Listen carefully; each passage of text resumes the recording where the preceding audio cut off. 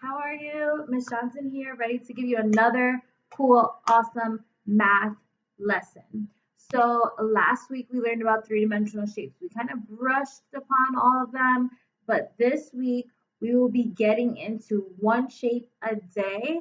A couple students, what they were doing, they were confusing the two-dimensional shapes with the three-dimensional shapes. So I would say, go get me a cube, and they would bring me back a square or tell me square instead of the word cube.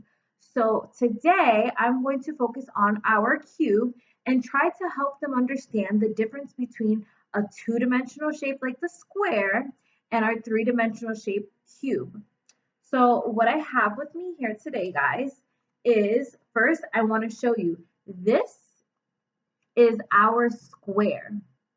A square is flat.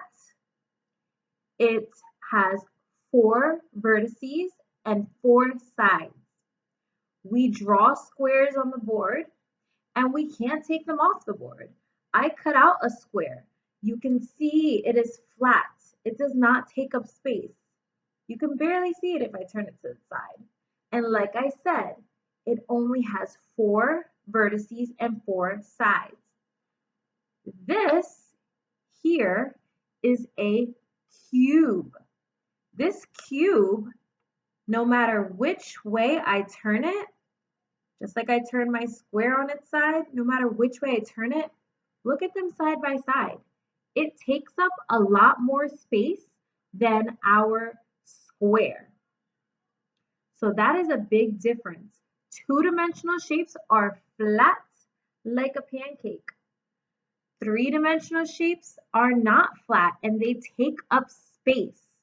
So that is one big major difference. So whenever I say which one is a square and which one is a cube, you should be able to say, this is our square because it is flat and it doesn't take up space. And this is our cube because no matter which way I turn it, it takes up space and it is not flat like a pancake.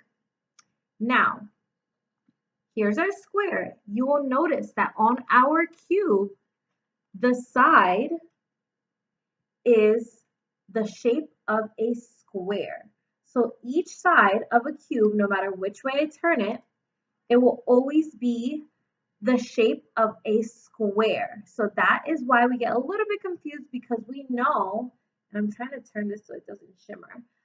We know it looks like a square. Now the sides of our cube is called faces. We went over this in my last video. I'm not talking about the beautiful face on your head. I'm talking about the sides, each flat surface, each flat side of any three-dimensional shape you are going to call a face. The face of this three-dimensional shape, the cube, is the same shape as our square. So every side will look like a square, just like this. So you can say the face looks like a square, but this is still a cube. Now that we're talking about faces, let's count and see how many faces a cube has. I'm going to hold my cube and I'm going to count. The top is 1, the bottom is 2, each side makes 3, 4, the front is 5, and then if I take my finger all the way to the back, that is 6. So our cube has 6 faces. Now with our vertices, just like with our square and our two-dimensional shapes, we are going to count the points of our cube. So anytime you see a point, you are going to count that. These are our vertices. Remember, a vertice is when two ends meet and make a point. If it's only one vertice, we say vertex. But this one has more than one point. So let's count them. 1, 2, 3, 4.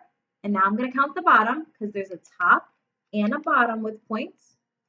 5, 6, 7, 8. So our cube has 8 vertices. So that's a little bit about a cube. That's all I'm going to go over for today. Tomorrow we will go over another shape, but I want you to remember, this is our two-dimensional shape that is nice and flat. This is our three-dimensional shape that takes up space. You can find these all over your house. A tissue box is a three-dimensional shape that looks like a cube. This is my Rubik's Cube. This looks like a cube.